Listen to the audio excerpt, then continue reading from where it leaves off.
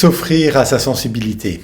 Voilà un thème qui est vraiment très beau, c'est la sensibilité, c'est un magnifique attribut qui est donné à la naissance, c'est-à-dire que ce n'est pas quelque chose qui s'acquiert au fil du temps, c'est donné à la naissance et ça permet à celui ou à celle qui en est doté de pouvoir vivre une vie avec beaucoup de raffinement, beaucoup de détails et de liens avec le vivant. Autrement dit, une personne qui est dotée d'une très grande sensibilité va vivre les choses beaucoup plus intensément, avec beaucoup plus de richesse. À contrario d'une personne qui en serait moins dotée et qui va vivre la vie dans ses grandes lignes, sans grands détails. Il ne s'agit pas de dire que les personnes sensibles ont plus de valeur que celles qui le sont moins. C'est simplement un attribut et lié à un choix d'incarnation, un choix de conscience.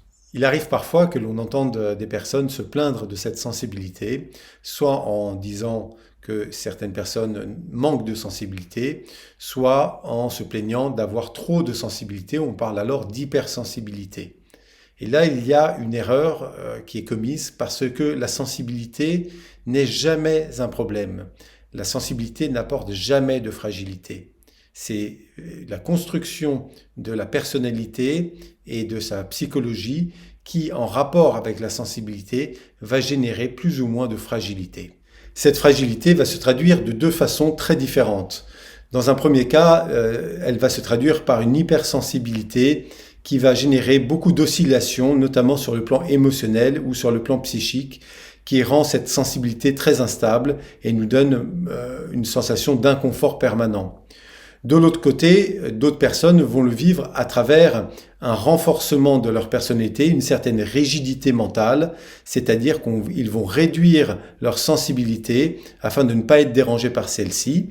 Alors évidemment, cela confère une certaine assise, une certaine force, une capacité mentale forte, mais qui se traduit aussi par une sensation de vide intérieur, justement parce que cette sensibilité n'est pas utilisée, ne nous permet pas de jouir pleinement du vivant.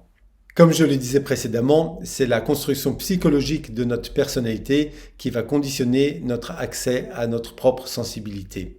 D'abord dans l'enfance, puis dans l'adolescence, et puis après aussi à l'âge adulte, eh bien, cet accès va varier et cette interface que représente la personnalité sert de mise en lien entre l'intériorité liée à cette sensibilité, dont on pourrait dire qu'elle est l'essence de l'être, et le monde extérieur. Une fois que cette construction psychologique est établie, si nous ne dépassons pas ce cadre psychologique et ce conditionnement psychologique, c'est là que nous risquons de créer de la fragilité parce que nous ne laissons pas la place à notre sensibilité. Notre sensibilité se vit en fonction de notre personnalité lorsqu'elle devrait se vivre à travers notre personnalité. C'est pourquoi, dans le cadre de la nouvelle psychologie, nous développons une psychologie qui va au-delà de notre personnalité, et donc c'est pour ça que je la définis comme étant nouvelle. C'est une psychologie de l'être, une psychologie qui prend ses fondements dans notre propre esprit, dans notre propre essence, et qui va utiliser la personnalité au service de cette essence.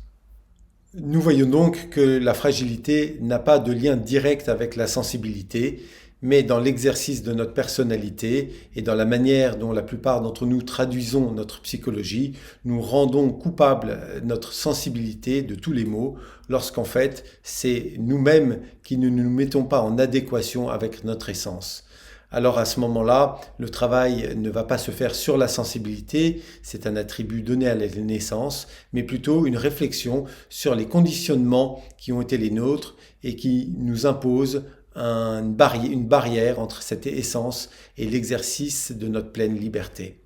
Pour terminer cette vidéo, je dirais qu'il ne s'agit pas non plus de détruire chaque conditionnement, mais simplement d'en vérifier la pertinence. La nouvelle psychologie ne s'oppose en rien à l'exercice du vivant, y compris dans les notions de conditionnement, dans les notions également de croyance. Simplement vérifier si ces notions-là sont toujours valides. Il s'agit de se remettre à jour de soi-même pour se donner la totale possibilité de vivre cette sensibilité, s'offrir à cette sensibilité qui nous offre une expérience du vivant absolument inoubliable et exactement inverse à toute forme de fragilité. Au contraire, c'est elle qui vient renforcer notre structure, renforcer notre certitude d'exister et la pertinence d'être dans l'incarnation.